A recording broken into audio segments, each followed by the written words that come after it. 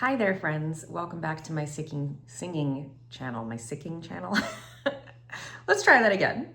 Hello there, singing friends. Welcome back to my channel. It's Mickey here, your friendly neighborhood singing coach. Today I'm going to be doing a reaction request from Michael German to the band Quarter After Three, which I featured on my channel many times before. They're very talented. They're a family band that started out as a 4-piece and is now a 3-piece. And they are really unique in that they're kind of a all-in-one home production band. They make their own videos. They record a lot of their stuff live in their studio where they record their music. And they're very unusual in their sound. They consist of Andrea Menudakis, who is the composer of a lot of the instrumentation, and she plays the piano. And she has a background in classical, I believe, which you can really hear the influence of that in her compositions. And then Sarah Menudakis is the singer, and she has a really strong, powerful voice, which has a lot of jazz blues influence to my ear. And then there's David, who plays the guitar. So they're an all-in-one family band that does everything themselves, and they also write very cinematic music. So today we're going to be reacting to a song called Foolish Delight. And Mike writes, what is especially interesting and fun about this song is the expected great music composition from Andrea, and also an excellent example of Sarah's, jazz blues infected singing. The song also features the very clever use of Andrea and David with an allegorical cake. All right, so let's check it out. I'm excited to see how, the other thing that I should mention is they're very young. So it's always exciting to see young musicians develop over time and see where they go with their sound. So here we go. This is Foolish Delight by Quarter After Three. Tell me why I'm supposed to feel this way when you're all I can think about. It's beautiful, flowing down like a stream. You belong to someplace near and dear, not like these other fools. 'Cause your beat reminds me of old times.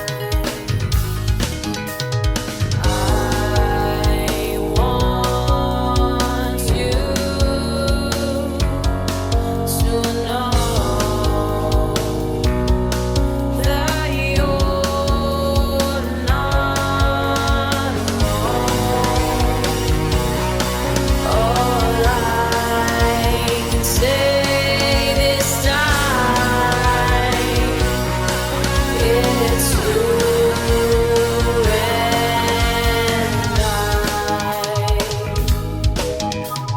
Very cool. So when Mike said that there was an allegorical cake, I wasn't sure what he meant by that. And I could see that there actually is a cake in the video, which is very cute and clever.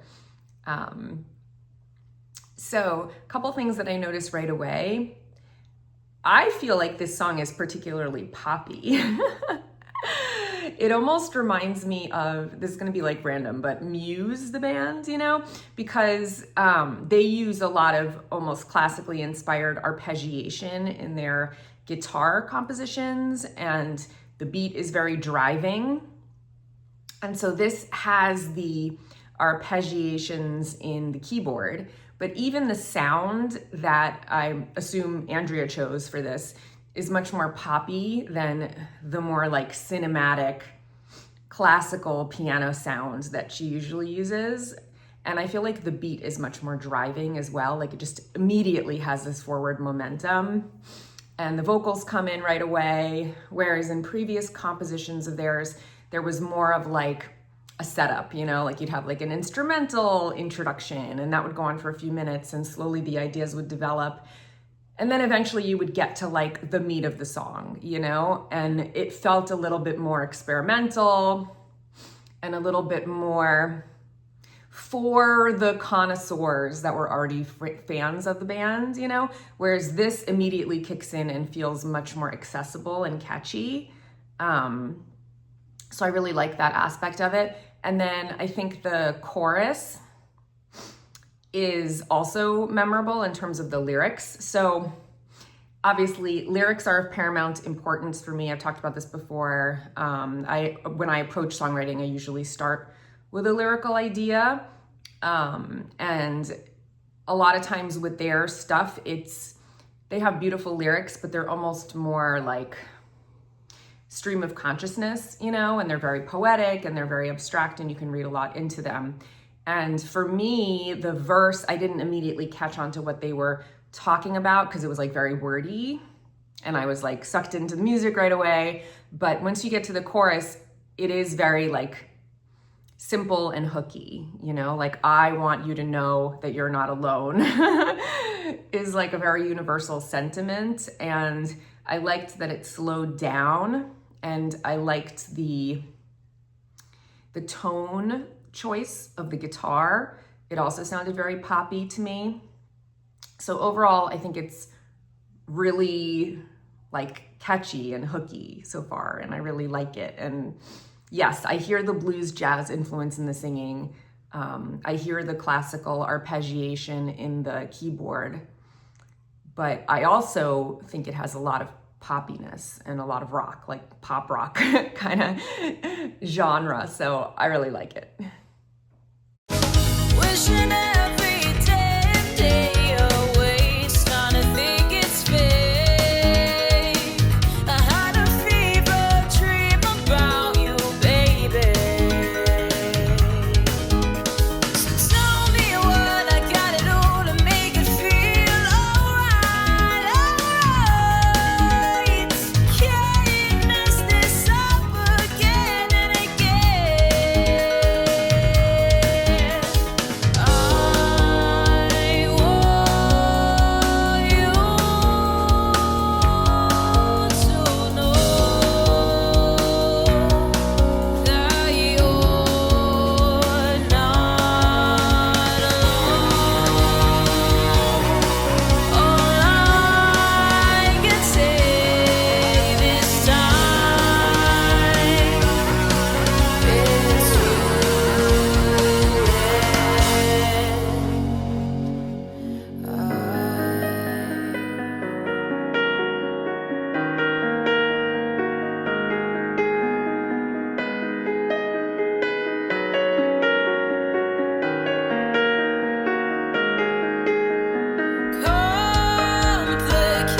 complications are fine, sweet and sour, taste like wine. Keep an open heart just this time. Open your heart and I'll open mine.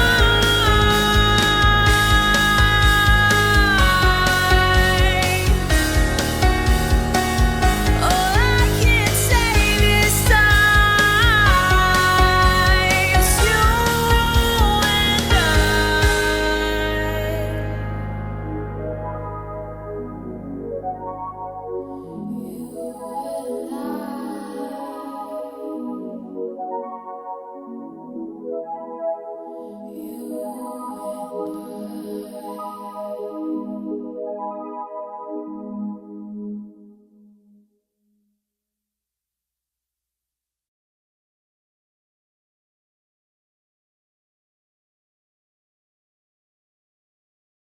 Very, very cute. What I want to know is, were they actually eating the cake as they were at first delicately scooping it with a fork and then started to take with their hands and then like grabbing it with their hands? I imagine they were just like throwing it. So I thought it was really, really nice. One thing that I noticed, and I have to go back and reference our other songs because I listen to so much music, so it's hard for me to keep exactly the timbre of her voice in my ear, but I feel like, and correct me if I'm wrong, I feel like Sarah is singing with more of a neutral placement on most of the song. So what I mean by that is it's not as dark as previously, whereas she was like kind of really singing like with a low placement on an open throat before, so it sounded really like grounded and bluesy, that like that kind of tone. This one felt a little bit more spun forward into her mask, so it had a little bit more brightness to it. It wasn't like nasal, you know, but it was more balanced between the two, so it wasn't particularly dark. And there was like a certain nice, like innocent sweetness to her singing as well. She did do a bunch of different techniques. She had that really nice breathy, low, more dark actually placement at the end. That was like whispery. And as usual, her voice is very powerful and connected. She's got a really, really great chest voice, but because the placement was more neutral and it wasn't so heavy, I actually felt like she was able to access her high notes better. So I thought it was like really nicely balanced between the brightness and the darkness. So let me know what you think. And yeah, I thought it was cool. I'd love to know the lyrics. Let's see if they're in the notes. Yeah, they are. So it says, 3:15, Foolish Delight official visualizer. Foolish Delight is taken from our debut album, Trained Thinker, available everywhere. Okay, and then the lyrics are, tell me why I'm supposed to feel this way when you're all I can think about. It's beautiful, flowing down like a stream. You belong someplace near and dear, not like these other fools, 'cause your beat reminds me of old times. I want you to know that you're not alone. All I can say this time, it's you and I. Wishing every damn day away, starting to think it's fake. I had a fever dream about you, baby, so tell me what I gotta do to make it feel all right. Can't mess this up again and again. I want you to know that you're not alone. All I can say this time, it's you and I. Complications are fine, sweet and sour, taste like wine, keep an open heart. Just this time, open your heart and I'll open mine. All I can say this time, it's you and I. So obviously about a relationship, right? What this makes me think of is like how in the beginning of a relationship, everything feels ideal. And then as you get to know each other more, there's bound to be like friction and growth as you learn more about each other and things get more complicated and more nuanced.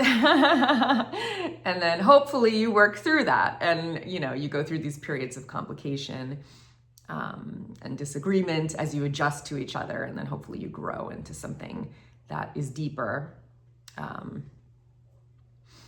more layered and more nuanced. So that's what it makes me think of. And I think the visualizer with the cake is reflective of that. In the beginning, they're eating very daintily with the fork, you know, they're prim and proper and behaving in the way that's expected of them. And then as the relationship continues to progress, they let their guard down and they become like more and more sloppy and they give in to their own desires, and it becomes less picture perfect and more real and messy, if that makes sense. So that's how I interpret it. But yeah, let me know what you think about how the video relates to the lyrics and how you interpret the lyrics. So I thought it was very cool. I definitely like this direction. I think it's much more like poppy and accessible and succinct, and like could easily propel them in more of a popular direction, I feel like, but it doesn't like compromise their artistic integrity either. So I really liked it. I thought it was very cool. Thanks for the recommendation, Mike. I hope you enjoyed my reaction, and I'll see you guys here next time. Until then, take care, and of course, happy singing. Bye.